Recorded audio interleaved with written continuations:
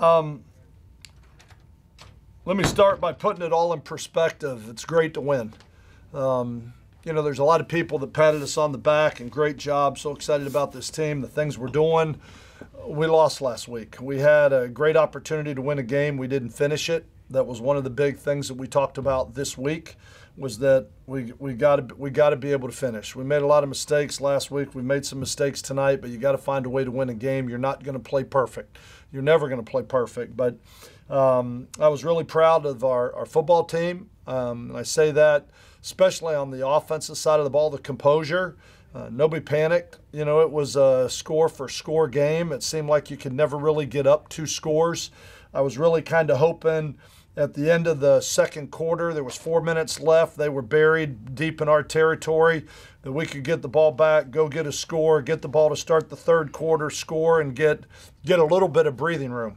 But it seemed like the game was just back and forth. It was 7, then it was 3. I mean, it was just it was a great college football game. I give Southeast an awful lot of credit. Frank Selfo is a really good football coach. They've got the quarterback, Cole Kelly, is really good. I thought he did a really nice job tonight. They've got some really good receivers, and they make the most of it. I thought they did an excellent job. And for those guys being displaced by Ida, haven't been able to go back home with everything that they've been through, I was really impressed with the way they came in and competed tonight. But ultimately, I was most proud of our team for finding a way to get a win. There's a lot of things that we've got to correct. Yes, the fake punt, we were in punt safe. We were supposed to have 4 guys at linebacker level keying the ball. Unfortunately, it didn't happen. And as I said, I take blame for that. I've got to make sure that I get that straight, because we can call it, but if we don't know how to execute it, it doesn't matter. And we've got a long way to go. Defensively, I was very disappointed in the execution of how we played. I thought our players played physical. I thought they ran to the ball, but we seemed very confused. There were a lot of people running free with balls being uncontested. Not the way I want to play defense. We've got to get some things straight, and I'm going to need to watch the film on all that. But certainly wasn't our best defensive effort, but we found a way to get a win, and that's what I'm most proud of with this team tonight. All right, Ethan and Adam, go ahead. Hey, Skip, you mentioned being worried about the team coming back home and getting a pat on the back for the Mississippi State performance, not being able to win that game. So, how much of a concern was Southeastern going in, just knowing how potent they could be offensively? And did you express your reservations on that to the guys this week? All week we talked about it, about how the respect for your opponent. You got one way to prepare, and it's all in, all week. There is no, we'll take this one off. I know how good Southeastern is. I know how good their quarterback is. I know in their last 3 losses, they've scored like 40, 48, 45, and 40 points. I don't know what those exact numbers are, but pretty close. Kind of like what they did tonight. I mean, they're going to put up points, and there's a reason that he's the Walter Payton Award winner, Cole Kelly, and when you look at him, I think it was about 44 for 50-something tonight. Threw the ball very accurately. I think it wasn't as much that we stopped them as much more that they stopped themselves. And I was really excited that our defense was able to create a turnover at the end. The ball hit the ground and fumbled, and they were able to get the ball. But we talked about it all week. You worry that sometimes somebody, as a young team, and we've talked about the biggest line I said all week, we know how we're going to play as an underdog. We know how we're going to play when nobody believes in us. We know how we're going to play when we're on the road and our back's up against the wall and we're playing an SEC team and we got something to prove. But how are you going to play when you're the overdog? How are you going to learn to handle winning? And what you got to learn is that, you show up every week. I told them that last week we went into that game in Starkville with a chip on our shoulder. The same chip that Southeastern walked in here with, and the same drive and passion that they played with. But I thought our players played hard. I don't think there was a lot of flinching. There wasn't a lot of finger pointing. There wasn't a lot of negativity on the sideline. But it was certainly not as productive as we need to be as a defensive football team. And on that note, you mentioned, offensively that Austin's still getting comfortable in this offense. He is. And maybe, you look at, the last week and, think he's a little bit more ahead of where he really is right now. So in your mind, how far does you need him to go to be where you want it to be?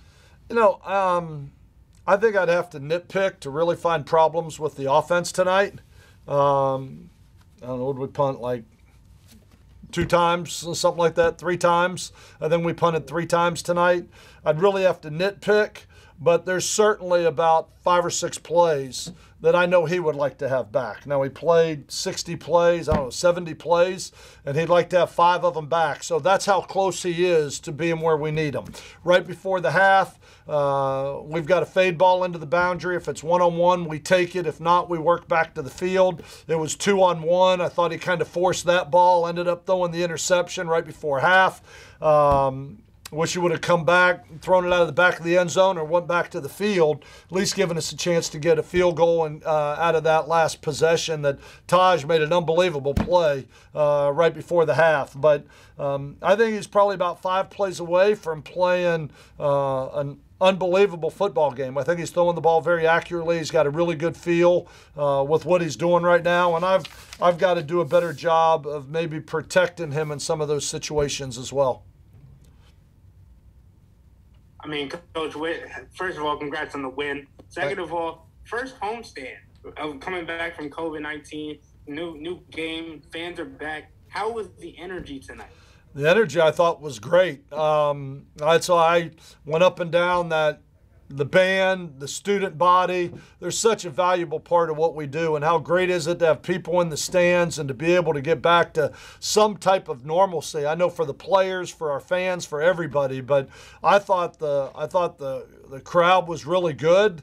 I wish more people would have been out here, but I was really thankful and appreciative to the students that made the way to support this team and to come out there and make some noise, because we needed every bit of it, regardless of who we're playing. And we've got our next 2 games at home. And I would encourage anybody within earshot, if you are in Ruston, we need you at Joe IA Stadium next weekend at 2:30 when we play SMU at home. I love the shout out. But Coach, they were awesome. I mean, we're talking about defensive, not the defensive nightmare, but something that you didn't want to see happen. For giving up nearly 500 yards in the air is not something you want to happen. But You've got 4 fumbles and 2 interceptions. Yeah, I mean those plays saved you. Just without the turnovers were huge for us. And, I thought our defense, I thought they played hard. I thought they played physical. I thought they hit. They were in it. It seemed like we got on our heels. We had guys running wide open. We had too many guys that weren't doing their job. All of a sudden, it's 4th down. We get in man coverage. They run a little run fake. They run 3 receivers out from a bunch set, and 2 of them are uncovered. I mean, that's what I talk about. Let's start with doing your job. That's my guy. Let's make sure that he's not going to catch it. Then I'll react to go play the run if I need to. But I got to cover my guy first. And that's the thing that we got to get straight, just like the fake punt. I mean, we can call it, but if we can't execute it. We can call man coverage, but if we can't execute it, if we're not disciplined enough to do that, then it's a problem. And those are things that we're going to have to get straight, because the schedule doesn't get any easier with SMU coming in next weekend, and as explosive as they are as an offensive football team. But like I said, I think Southeastern's a really good football team. I knew this would not be 52-10 game. I knew we'd be challenged. There's a reason they have one of the best offenses in FCS football. Like I said, their quarterback started in the SEC as a freshman. Very talented player, throws the ball very accurate, and Frank does a really nice job with formations, motions, and they have some receivers that can go catch the ball now. They're a very talented team, but I wish we would have played a little bit cleaner, but I was proud that our team was able to find a way to get a win. I certainly don't want to let my frustration over some of the mistakes made today take away from the win, because ultimately that's what we're trying to do, is find a way to win. And if you tell me I can have 10 more wins by 1 point, I'll take them right now and be done. I mean, I just want to find a way to win a game. And so I'm proud that we were able to win, but there's certainly a lot of things that we have to do better as a staff to help our players.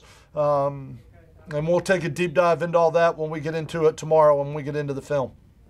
And, Coach, you talked about coming into games with a chip on your shoulder and having to do all that those little things when it comes down to crunch time. What does having to have that chip on a shoulder on a regular basis do to a team when they're in a crunch time role late in the game? Does that automatically kick in? I think when you play with that chip, as we talk about it, when you play with that edge, you're a little bit more focused. You're a little bit more dialed in. You're that much more into, I got to do my job. I think when you lose that, you become lackadaisically mentally. And when you become lackadaisical mentally, you can't play this game. You have to play this game with your cleats dug into the ground, going 100 speed in the right direction, knowing what you're doing. And if you play with any type of hesitation or play on your heels, it's going to be a long night, as it was for us on defense tonight.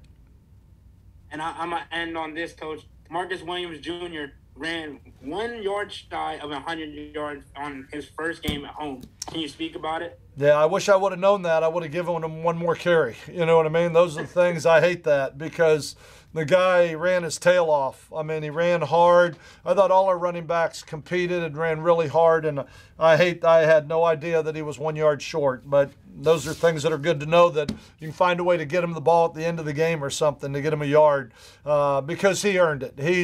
He's coming here as a transfer. He's worked extremely hard. He shuts his mouth. He works hard. He's a professional in everything that he does. I thought he did a great job of carrying the mail, and then I thought Greg Garner, kind of those two being our 1-2 punch, with Harlan Dixon and Keon Henry Brooks being a little bit more of the slashers and some of the guys that were using a little bit more to get the ball out onto the perimeter. But I thought all 4 running backs competed tonight and played really well. But certainly Marcus was the workhorse tonight when you look at it. When I don't know how many, 18 carries or something like that, but I thought the offensive line did a really nice job, and I hate that he didn't rush for 100. I should have got him one more carry. Congrats again on the win, Coach. Thank you very much. I appreciate it. Thanks, Skip. Thank y'all.